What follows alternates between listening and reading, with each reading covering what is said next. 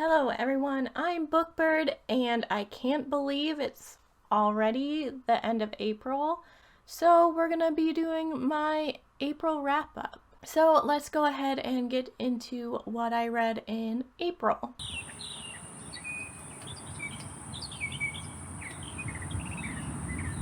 If you haven't seen part 2 of my project vlog, you'll get further thoughts into these next two books, and that would be Elixir Project by Harry Oberrunner. So Elixir Project I finished actually April 1st. I almost was able to finish it in March, but didn't quite get there with this.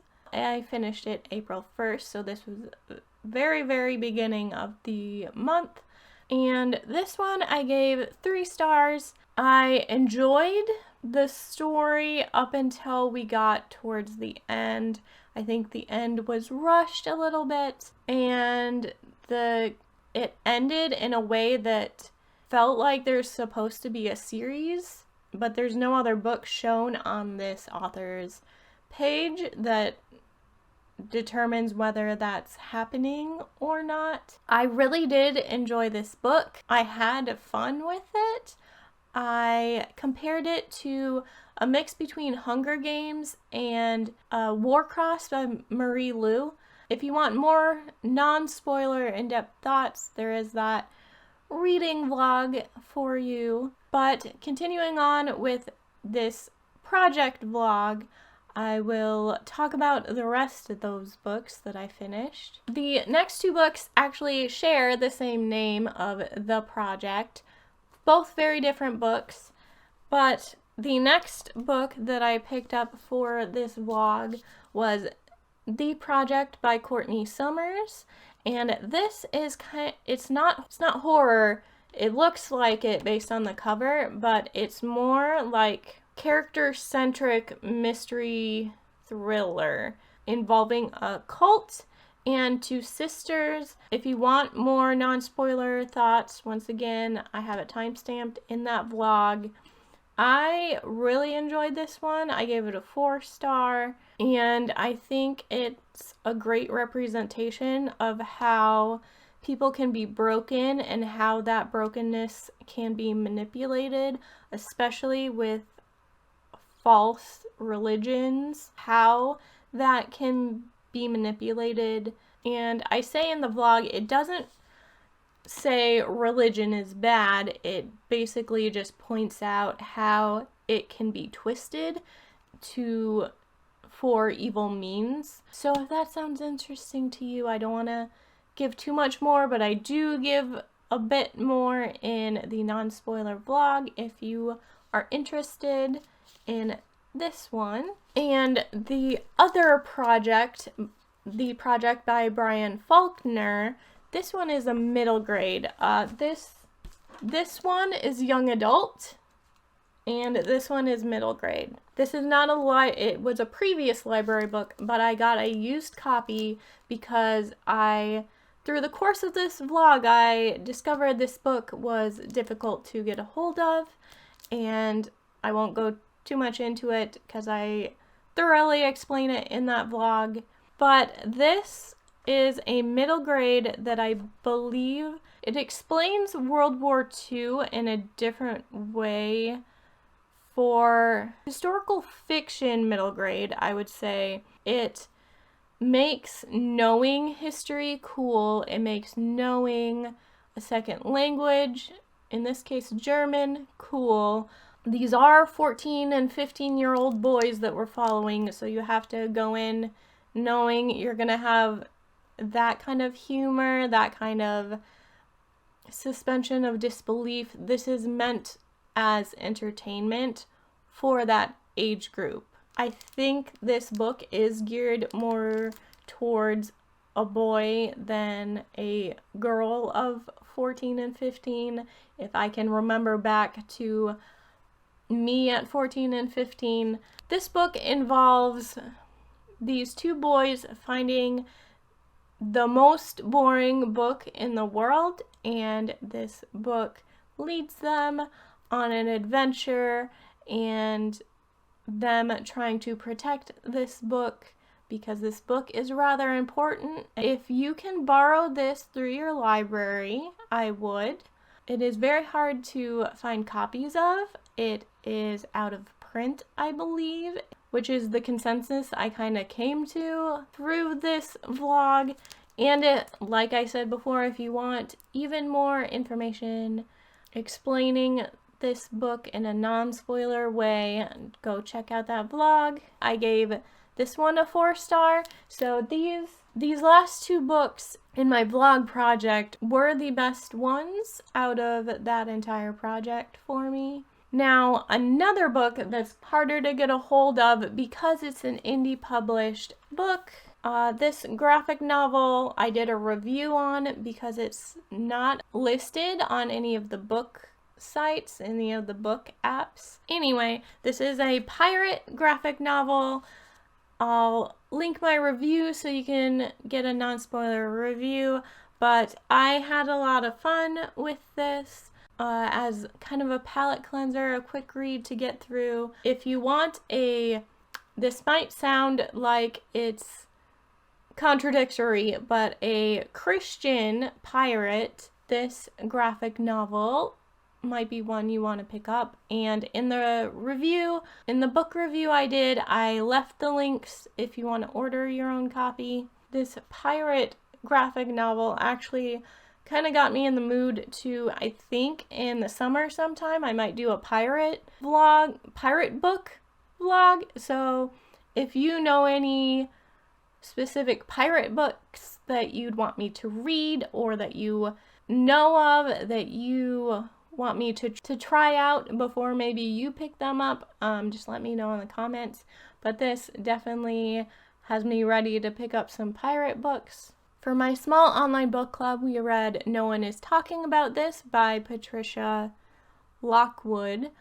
This was our more of a taste test into satire, and this one is more of a modern satire because it involves social media. For this book, I'm glad I read it. I do think it's out of my taste wise for the actual writing and writing style. So it's broken into part 1 and part 2. Part 1 is very non-structured. You kind of get lost in what's internet talking and real life. That may have been what the author was trying to go for, but I didn't enjoy part 1 as much because of the plot structure not really being there. And then part 2, you got more of a plot structure, but it had a complete tonal shift. If you pick this up, just know going in, it gets a lot less lighthearted, and you have to be ready for that. If you're not in the headspace for something sad, it kind of threw off everyone in my book club. The common consensus was part 2 was better than part 1, but that none of us expected where it was gonna go.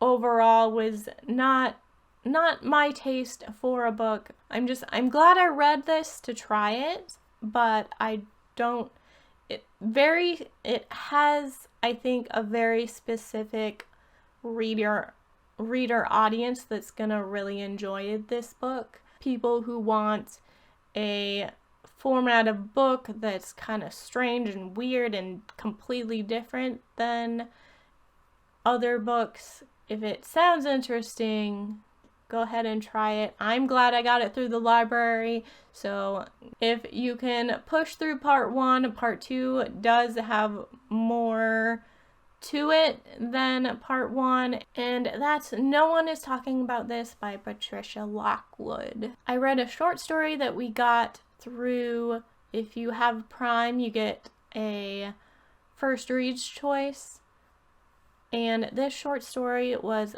Leanne Moriarty's The Price of Honey. I have never read Leanne Moriarty, but I think I will try more of her full-length novels after this.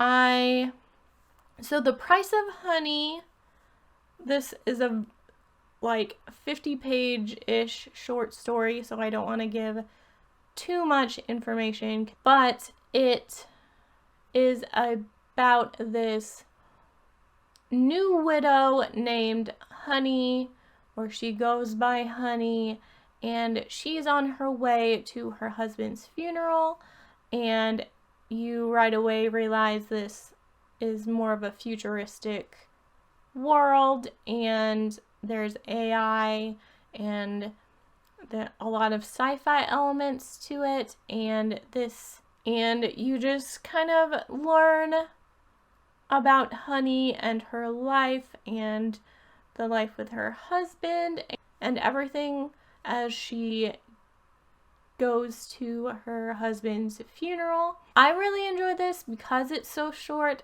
You won't get everything explained, it gets you from beginning to end and has a twist and has an ending. I enjoyed this as, once again, a little palate cleanser. This was my library challenge book that I picked up, and I plan on doing a first quarter library challenge overview eventually, but I picked The Garden by Nick Newman. This is a dystopian gothic horror, and it is one of those that lets you use your imagination for things. This book is about two elderly sisters who live in this mansion.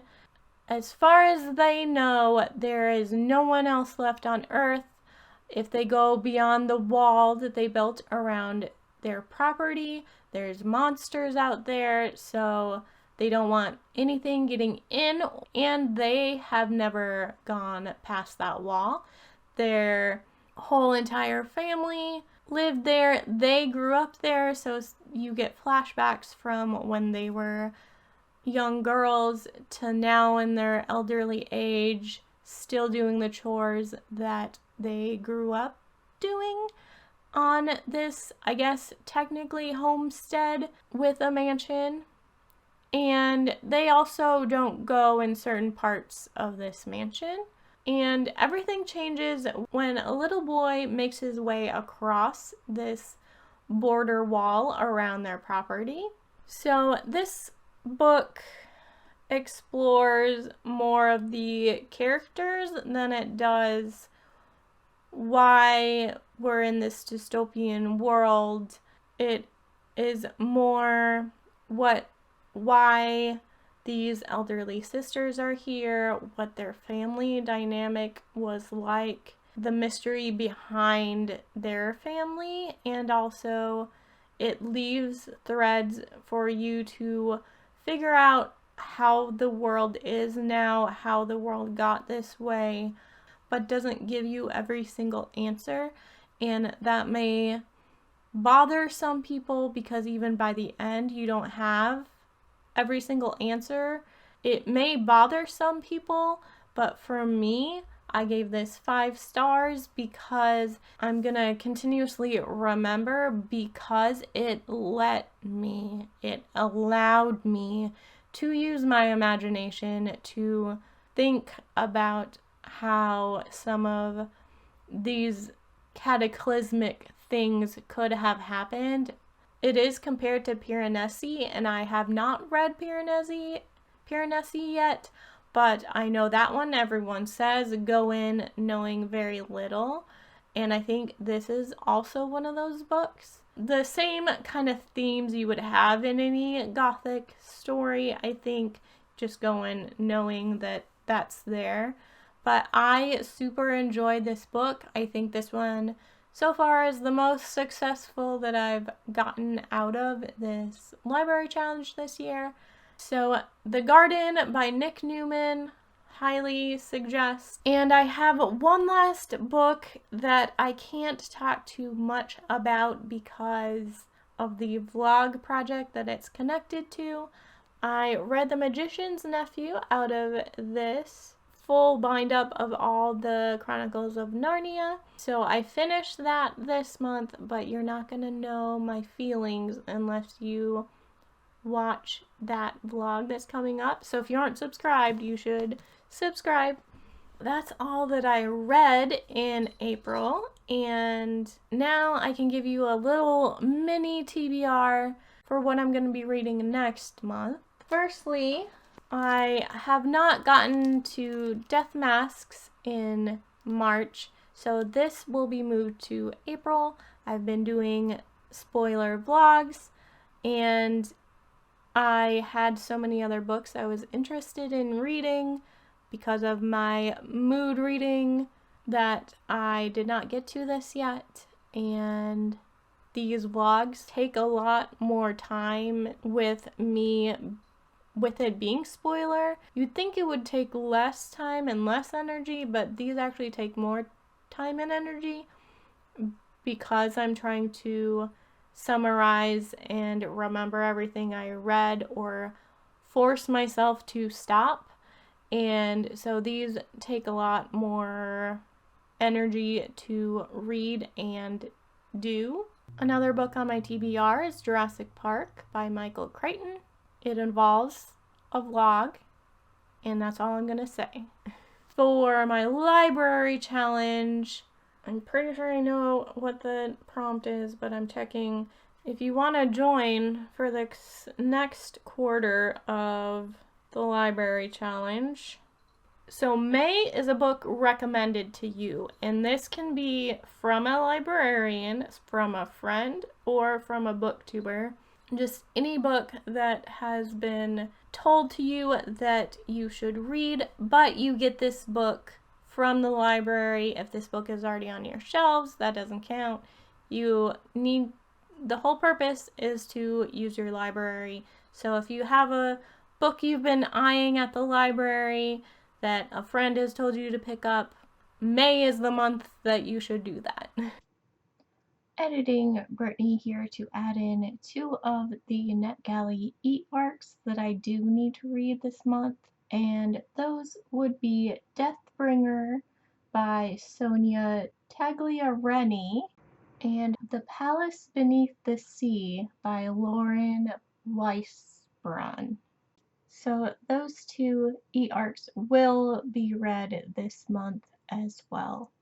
And those are the only kind of books that I have ready that I want to read next. Still on my mood read kick. Some of these books that I mentioned previously may get pushed off to next month. I think these 2 specifically you can count on that I will read this month, because this is a library book that I need to return by the end of the month, and I have wanted to get to Jurassic Park for a few months now. I just haven't.